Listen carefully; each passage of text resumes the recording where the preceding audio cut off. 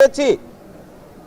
আমরা আন্দোলন করে আমরা শিক্ষক শিক্ষার্থী মিলে জগন্নাথের প্রতি এই বৈষম্য, সেই বৈষম্য আমরা নিরসন করব ইনশাআল্লাহ।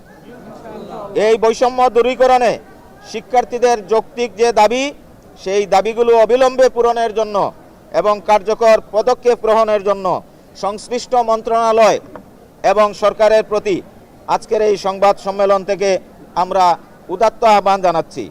এবং আমাদের যে সমস্ত শিক্ষার্থী কালকে অনশন করতে গিয়ে অসুস্থ হয়েছে, তাদের চিকিৎসার সম্পূর্ণ ব্যয়ভার যাতে বিশ্ববিদ্যালয় প্রশাসন ব্যয়ভার বহন করে, আমরা ইতিমধ্যে কথা বলেছি এবং তার ব্যবস্থা পূর্ণাঙ্গ রূপে সেটা করতে হবে।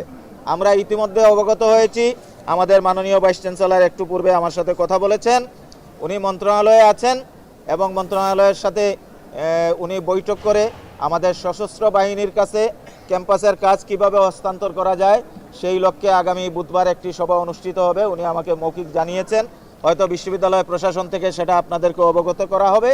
তো আমাদের বক্তব্য অত্যন্ত সুস্পষ্ট, প্রতিবার আন্দোলন হয় আবার আন্দোলন থেমে যায়, এবারের এই আন্দোলন যেন শেষ আন্দোলন হয় এবং এইটা সফল না হওয়া পর্যন্ত আমরা শিক্ষক সমিতির যারা দায়িত্বে আছি আমরা আমাদের শিক্ষার্থীদের পাশে থাকব, এই অঙ্গীকার ব্যক্ত করে আজকের এই সংবাদ সম্মেলনে আমার ক্যাম্পাসের সাংবাদিকরা যারা এসেছে তাদেরকে আমি অন্তঃস্থল থেকে আন্তরিক অভিনন্দন জানাই এবং আবারও আমাদের মিডিয়ার যে সমস্ত ভাইয়েরা, ইলেকট্রনিক মিডিয়ার যারা অত্যন্ত কষ্ট করে এই জগন্নাথে এসেছেন, আপনাদের সকলের প্রতি আমি আন্তরিক মুবারকবাদ এবং কৃতজ্ঞতা জানাই এবং আশাবাদ ব্যক্ত করি যে আমাদের এই যে অসহায় শিক্ষার্থীরা, এই শিক্ষার্থীদের যৌক্তিক দাবির পাশে আপনারাও থাকবেন এবং আপনাদের সহযোগিতা আমরা প্রত্যাশা করি। ধন্যবাদ সকলকে।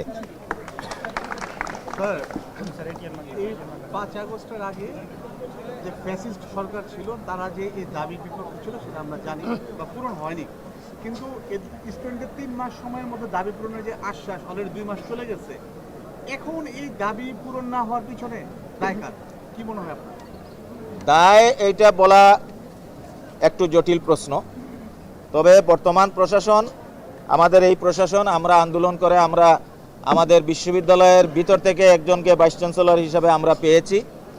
আমরা প্রথম থেকে এই ব্যাপারে খুবই সোচ্চার এবং এখানে যেহেতু অনেকগুলা প্রক্রিয়া আছে, আমাদের এখান থেকে যে পত্রটা প্রেরণ করা হয়েছে ইউজিসিতে আমরা জানি, সেই ইউজিসি থেকে 2 মাস পরে গতকালকে সেই চিঠিটা ফরওয়ার্ডিং মন্ত্রণালয়ে গিয়েছে।